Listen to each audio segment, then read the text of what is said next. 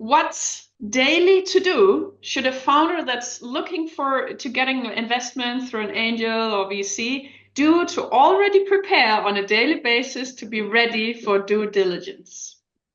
Yeah, so I think the most important thing from at least my experience of going through so many different tech and non-tech DDs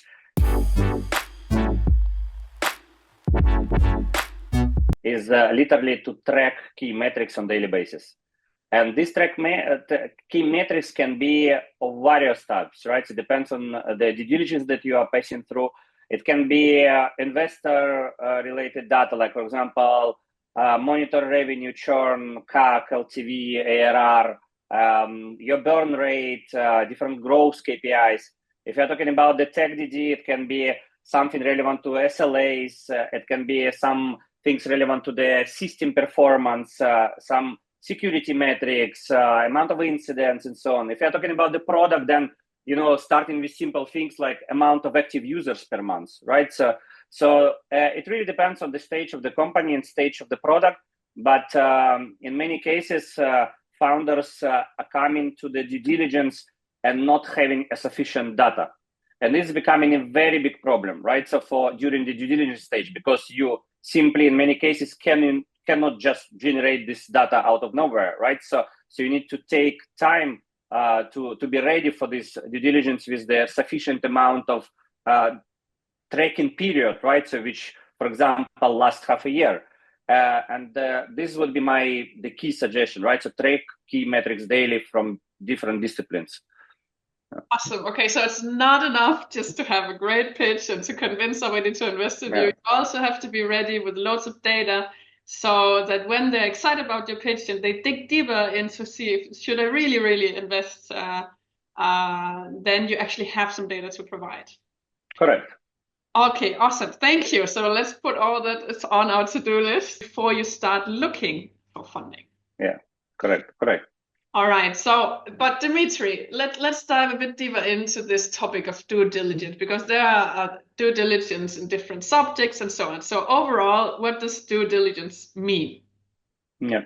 So in general, due diligence is a thorough process where the investors assess the startup viability, risks, potential growth, right? So potential strategies of market penetration.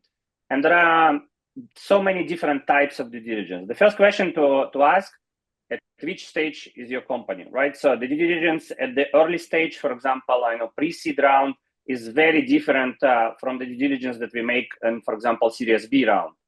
Second thing is you need to ask what is the reason for this due diligence, because the reason is also super impactful.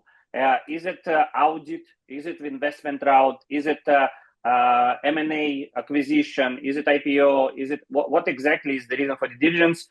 Because like this, you can be much better prepared, and there are different sets of processes and documents in general needed for different types of due diligences.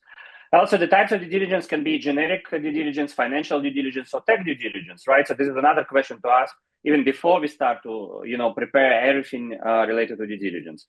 So if you're talking about the generic due diligence, then usually it's everything related to the business itself, like market, traction, competitor analysis, go-to-market strategy, and so on. It includes also financial part, which is usually revenues generated or projection of the revenues. It can be burn rate. It can be unit economics, right? So of the acquisition of the customer. Then it includes usually also legal part, which is intellectual property. Do you have a proper contracts? What are your compliance? What are your liabilities next to different vendors and so on? It also includes tech due diligence if you are building tech-heavy product, right? So which includes also so many things. I believe that tech due diligence is a topic in itself, right? So me speaking as CTO, it includes code, architecture, security, team, and so on. But in general, whatever due diligence you do, some of the things they are very similar, right? So across different types of due diligence. So let's start with the team, right? I mean, it doesn't matter which stage of the company, right? So every investor, angel or venture capital would check the team. So a team means not only the founders, but actually the team that also builds in the product and so on.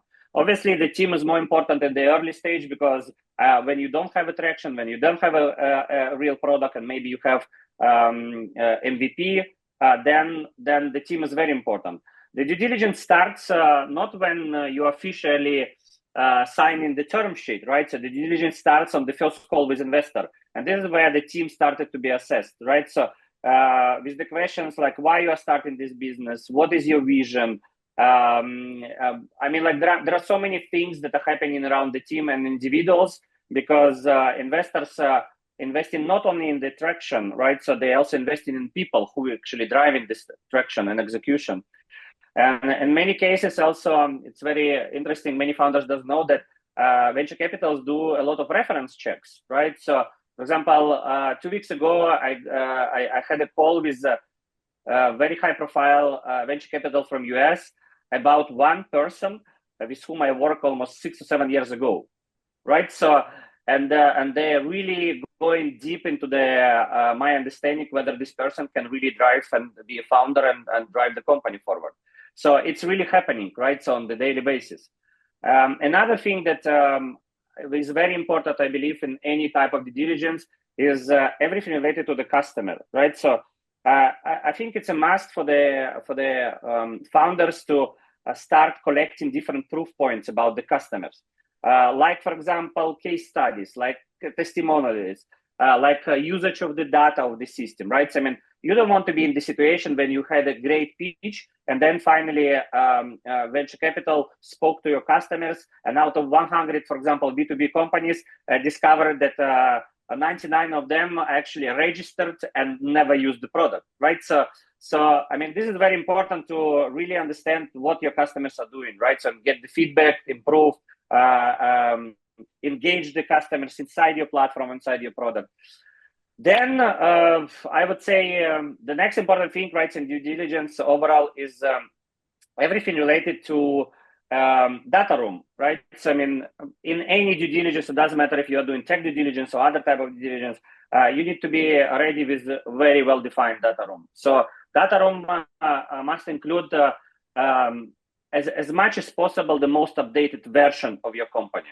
So the most updated, for example, tech architecture, the most updated team organizational structure, right? So you don't want to be in the situation when actually you submitted a document which were valid 2 years ago, right? And the situation completely changed, and then actually it will raise different like red flags of why exactly you are hiding the current state of your company, whether it's team structure, whether it's some technology that introduced, whether it's security posture, and so on and so on. Yeah, I think I would say I would stop answering this question because this question can be answered endlessly. You can go obviously to the tech due diligence, right? So more, but generic, right? So there are several things which are common for any due diligence, right? And I'm pretty sure you can find in so many sources what are they, right? So, but it's very important to start it before actually you really engage the term sheet, for example. You need to start working on this before the engagement. Yeah, that will be my next question. How much time should you expect to use on preparing your due diligence? Yeah, I mean, like, I really doubt that somebody can answer this question very precisely. So, I mean, in different stages of the company, from my experience, the preparation for due diligence usually were taken between, like, let's say 4 to 6 weeks, something like this, right? So, and this preparation means that really creating the documents, right? So, which probably will be needed. It is not including the stage that you need to start tracking your data 6 months ago, right? I mean, because this is completely other topic. You need to, kind of anticipate what might be the questions and what might you need in terms of data preparation when you will come to the stage in 6 months, right? So for the due diligence, so you better start tracking this data right now, right? So, and then have a good answers about different fluctuations in your data, whether it's revenues, whether it's active users, right? So when you're coming to due diligence. If you're talking about the active due diligence process, in many cases, at least from my experience, it's pretty fast.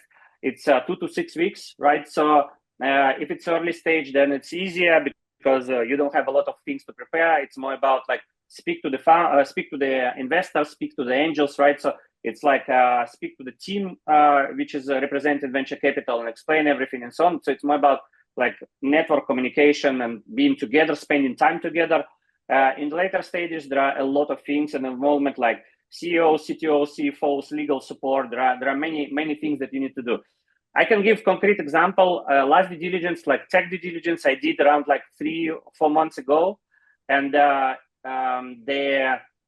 but I was not the one who is doing due diligence from the side of the company. I was the auditor, right? So I came to the company and made a report. It took me around 12 weeks to actually generate this report, and majority of the time was because the company was not ready, right? So there was no readiness of the company. So we were waiting for different documents. We were waiting for different answers, for scheduled meetings, for the partner meetings, right? So because you need to do the third-party checks and so on. Finally, I generated 96 pages report only on tech part. And it went to different like family offices and so on, and different investors. But overall, right, I mean, this process could be much shorter. And also it's important to have it as much shorter as possible, because maybe in 3 months, actually, those investors will lose the interest, right? So, and this opportunity window is also not endless. So that's why I would say 12 weeks is pretty big amount of time, right? So for auditor, the tech DD, for primary reason of waiting for the material, right? So it should be much shorter. Yeah. And you mentioned it would take 4 to 6 weeks to create all of the documents to deliver to the angels of VC. Is that how many people? Is that a one-person job? I think it's again like in some companies it was one-person job. It was like early stage founder is working obviously with for example a couple of lawyers and so on. But in some cases it was. I can give one example. One company we were passing the due diligence for. This was investment round. This was a very late stage company. And it took us, I think, around like 6 weeks, maybe, I don't know, 6, 7 people, right? So to prepare the due diligence and we submitted close to, I don't know, probably 200 documents only on TechDD. So it was really, really heavy one because it was late stage. It was a very serious leading investor and so on and so on. So that's why, yeah, in this case, it was, 6 weeks, 6 people working like around the clock, really to generate 200 documents, security policies and architecture and team structure and future growth projections and a lot of things, really. So that's why TechDD is not simple task in general, right? But it's a game changer for whom you are doing it and at which stage of the company you're doing it. Because in early stage, like one person can generate this TechDD, right, in 2 weeks, and because there are not much things happening, right? So instead of having 200 contracts with vendors, you have I don't know, maybe 5. So and it's a big difference, right? So that's why, this is very very dependent on the stage of the company.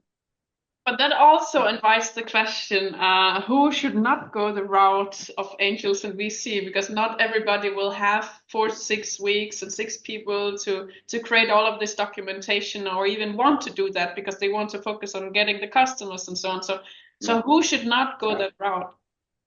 I think the simple question is like, I'm speaking now as an entrepreneur, right? So, I mean, due diligence should not prevent you going to investors ever. So, I mean, like, it doesn't matter. It's like, it's like, are you ready to have a baby? No, never. You're never ready to have a baby, right? So, I mean, like at least, some people think like this.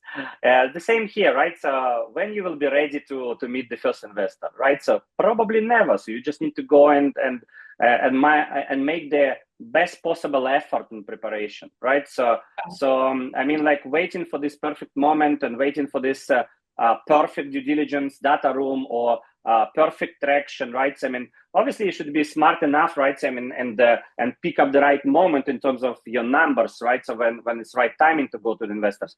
But I would say, ideal scenario, you need to start preparing the things for the due diligence ahead of time. But if you don't have this time, it's always better to have a good numbers and then try to combine them in last minute than having a bad numbers, right? So and have it perfect data room, right? So that's why, in my opinion, the numbers is very important, right? So you need to track them and really understand.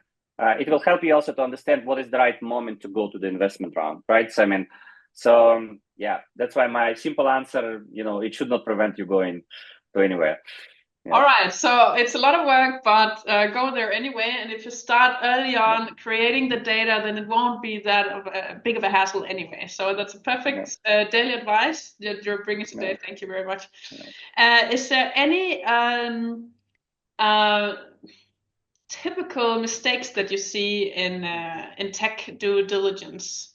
Yeah. I mean, like tech due diligence is a very special topic, right? I mean, there are many companies actually specializing specifically to make only tech DD, right? So because it's very complex. So, I mean, what typically tech DD is including, right? So, I mean, obviously the team, right? So the engineers and so on and so on. Then different metrics, right? So uptime, reliability metrics, architecture, code-based quality. It can be tech stack justification, right? It means that, I mean, like, are you really using the right technologies for your stage and your product and how you're going to scale them? There are different third-party dependencies. A lot of topics relevant to intellectual property. Are you really owning the product, right, so that you are building? Which licenses do you use? Do you need licenses? What open source licenses do you have? And having said that, right, so coming to the mistakes, right, so I think I can name a couple. So one very big mistake is not having documented architecture or at least some version of system design. So, I mean, like, if you're submitting due diligence, right, so tech documentation, and there is no any type of architecture, right, so, and there are such cases sometimes, it's clear red flag for everybody, right? So also for auditor, also for investor and so on. So you must have at least some version of architecture. Even high level, the best case if you have several types of architectures. For example, integration architecture or high level architecture or security architecture, right? So on the key points of where you would need to prove, right, so that your product is really worth this investment. So this is one thing. Second thing, I believe people really underestimate the importance of security protocols. So, I mean, there should be something in due diligence documentation always about the security, whether about the processes, are you doing vulnerability scans, are you implementing security best practices, are you following cloud best practices, right? So, are you training your personnel? Are you doing anything related to security, right? So to make sure that you have, for example, endpoint management systems or anything related to other types of products that you can actually make your product more secure. The third thing I would name, it's also relevant in a way to security, it's compliance, right? So, I mean, me when making, for example, audit for investors, right, in terms of due diligence, I do not want to see this red flag when nobody considered ever any type of compliance, right? So, I mean, like, there are so many things that you can do, right? So, and relatively easy. It's like, are you in general considering something with GDPR, SOC 2, NIS 2? There are so many things that you just must consider, right? So, because it's legal obligation. I was working with many banks in my career, right? So, and sometimes compliance of the financial institutions is even more heavier than regulation, right? So, and especially if you are building, for example, fintech or cybersecurity, you have to be considering compliance, right? So, and when I see data room, right, so if it doesn't have any topic relevant to compliance, right? So I would say, well, something is really missing there, right? So.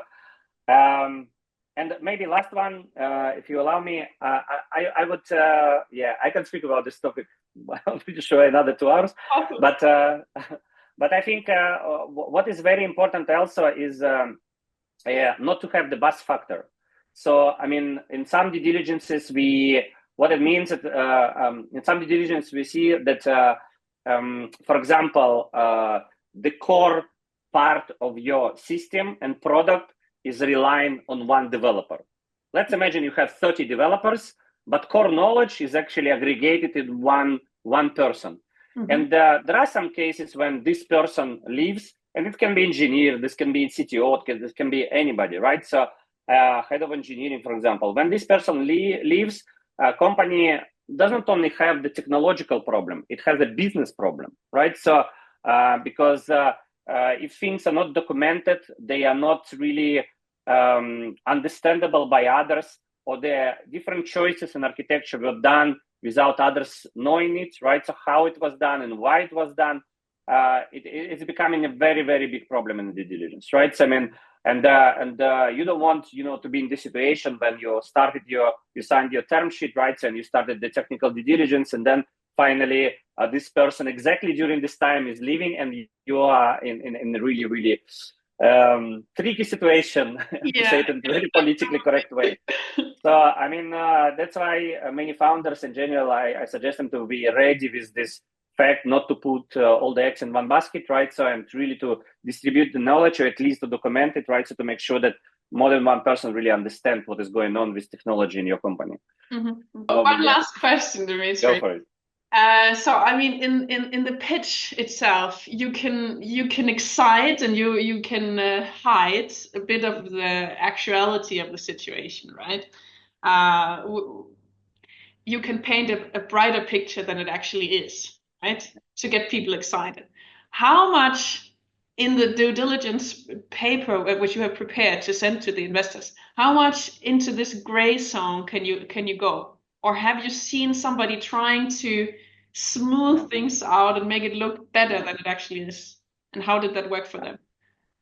I think, first of all, I mean, if I am CTO who is preparing due diligence for investors, right? So, I mean, then my suggestion would be that, be open and honest, but also try to understand what is the real risks and if they are relevant to this particular due diligence. Because, I mean, some of the things which might be looking not the best, actually not important. So, and what is important, I think, is really to understand what is important for investor and what are the standards, right, so that you want to meet. And sometimes you can see that, for example, something which is not done in the best way, right? So, for example, you don't have a fully scalable architecture, right? So, but in some case, it's a very educated risk that you took because you were focusing on delivering certain core features, right? So instead of trying to solve all the problems which are not existing right now.